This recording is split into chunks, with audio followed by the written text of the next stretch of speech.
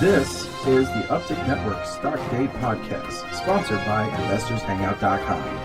Penny stock news and interviews from the microcap world.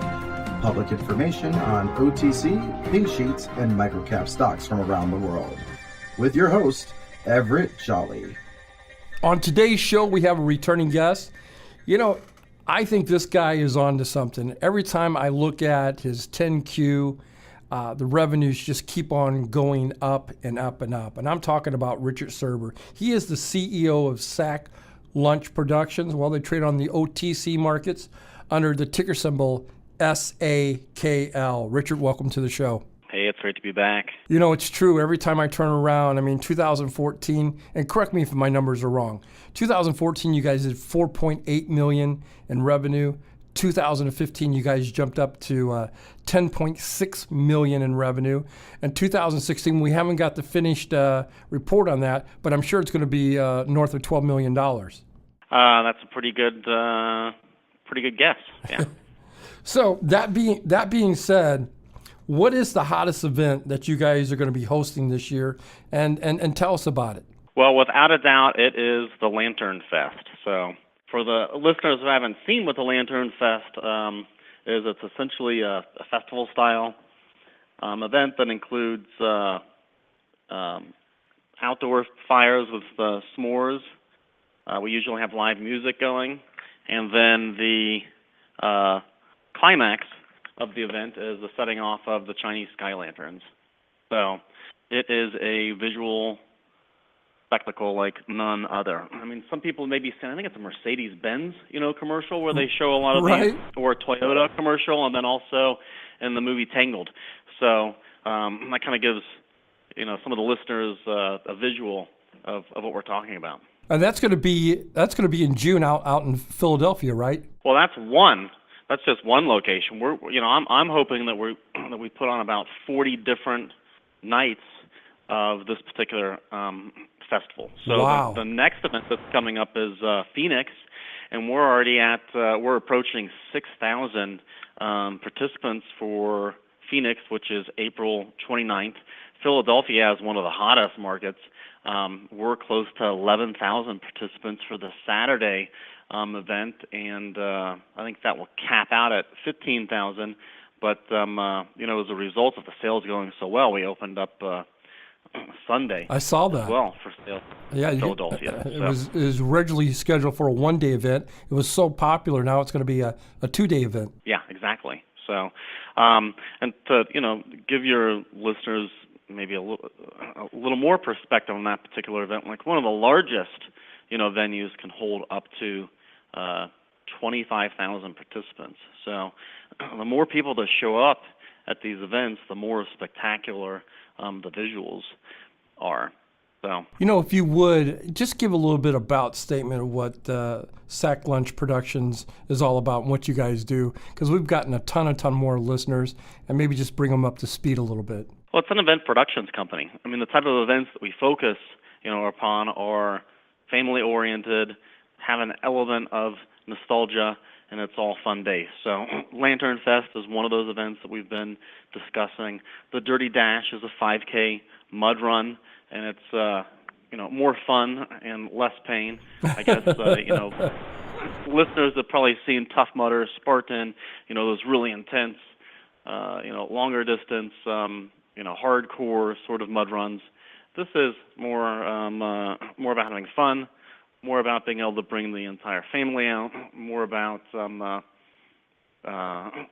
it's kind of like the initial, sort of race, getting people involved, in fitness.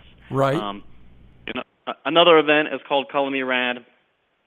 It's a 5K color run.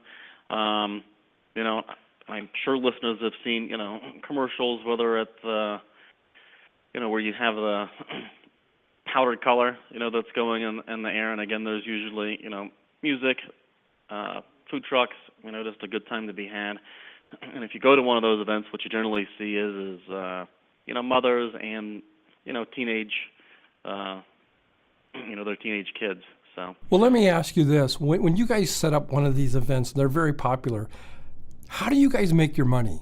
The biggest driver in revenues is ticket sales. So, I mean, there's a digital ad strategy that's employed, and that's where 90% of the advertising budget goes towards. And people are able to purchase tickets directly online. So, like, the average ticket price, just to give people a little more perspective as well, for like a Lantern Fest, including children, it comes in around $30 a ticket. So I think that listeners can kind of do the math. So that Philadelphia event that we're holding, we're at 11,000 participants, times 30 by 11,000, or the largest venue, if we pack that out at 25,000. Wow. And that will give you an idea just what we're grossing off of tickets on a per event basis. Okay, so there's other revenue sources as well. So there's vendors there that usually give us a cut. There's usually parking, for all the private venues, and parking, can run anywhere from $5 to $20 per car. There's sponsorship dollars. We're working, with some pretty big name sponsors as well that we're looking to bring in this year, which that'll be some great news for listeners to be looking for. Well, you're doing a heck of a job, I'll tell you that much. My guest today is Richard Surber, CEO of SAKL Productions. They trade on the OTC markets under SAKL. Richard, let me ask you this. How has the SAKL Productions company strategy changed in 2017 compared to the past years? Well, I think what we're shifting to is being able to scale. So I pretty much alluded to it earlier with regard to these Lantern Fest venues, where the number of participants we can hold, the capacity is much, much higher, with regard to Lantern Fest than it is for, let's say, another one of our events, which is Slide the City. So in 2016, we focused on doing a lot of smaller events. The capacity at a Slide the City event, because of the slide, just the ability to get, a particular number of people down the slide, is only at around 3,000 or 3,500 people, at the top end.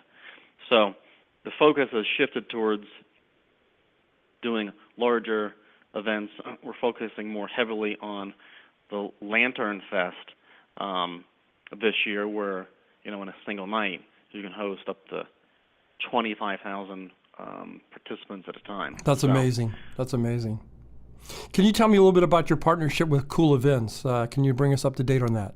Yeah, Cool Events is the owner of, ironically enough, some other events that are in a similar sort of space. They've been at it for quite a while, and they have some very interesting techniques with regard to the marketing component. So I think what we're looking to do, which I alluded to earlier as well, is scale the marketing piece as well. So when you're coming into your second or third year with regard to hosting these events, a lot of the organic traffic starts to fall off. So we're bringing a real focus with regard to scaling the marketing, and we think that they're the best fit with regard to making sure that we're spending adequately on digital ads, spending effectively on the digital ad piece, and so that's the reason why we decided to partner. How many events do you think you guys will do in 2017? Well, right now we have just under 60 open, and the goal is to try to hit just under the 100 events in 2017, and that ties into scaling the marketing piece and so on and so forth. So the idea is that hopefully a lot of the Lantern Fest, the first nights sell out, like has happened with Philadelphia. We're hoping that happens in a number of other markets that Lantern Fest is in, and I'm going to look to probably double the number of Dirty Dash events that are on the schedule by the end of the year as well. So we're working hard and heavy to make that happen. Can the revenues double in 2017 over 2016? It's possible. It's absolutely possible. I think it'll be a couple more months before whether or not we know that's probable. Okay. So, you mentioned, that in 2016, that we did over $12 million. Yeah, we absolutely did over $12 million, because if you look at the quarterly report, We brought in $12.2 million for the 9 months ended in 2016. And you know when that final report will come out? You know when that you guys are working on that? Well, with the final numbers for I'm going to put out a 2016? revenue release next Tuesday that'll tell everybody exactly what we did as far as top-line revenues. We should see the OTC Markets annual report come in, probably a week after that, and then the goal is by end of May that we have the 2016 audited financials done. We did finish the audit for 2014, 2015, which means it would be filing a registration statement, and we would be on our way to an uplisting and becoming a fully reporting company. I was going to ask you that. I've gotten some emails, and they wanted me to ask you, when do you think you guys might uplist? So yeah, it's just contingent upon the audit. We had some hiccups with regard to that 2014, 2015 piece because of the acquisition. We've moved through that. 2016 is all been under the control of the SAKL Productions accounting staff, so we don't anticipate any similar hiccups with regard to 2016. So, kind of cool. So sometime maybe in the second or third or fourth quarter in 2017, we might possibly see a press release of uplisting. Is that fair to say? Yeah, I think that is fair to say. By the end of 2017 for sure. My guest today is Richard Surber, CEO of SAKL Productions. To me, they're on fire. They're just growing. They're doing the right things on the OTC markets. They trade on the OTC markets under the ticker symbol SAKL. In closing here, Richard, is there anything that we didn't get a chance to talk about that you would like to get out there to the listeners? I think we pretty much nailed it, which is we're growing. And you are. And that's, I think that's kudos on that. Yeah, exactly. So thank you. I want to thank you for coming on the show. Please don't take forever to come back on. It's always a pleasure to hear about your company and to talk to you. I wish you nothing but continued success. Thank you again.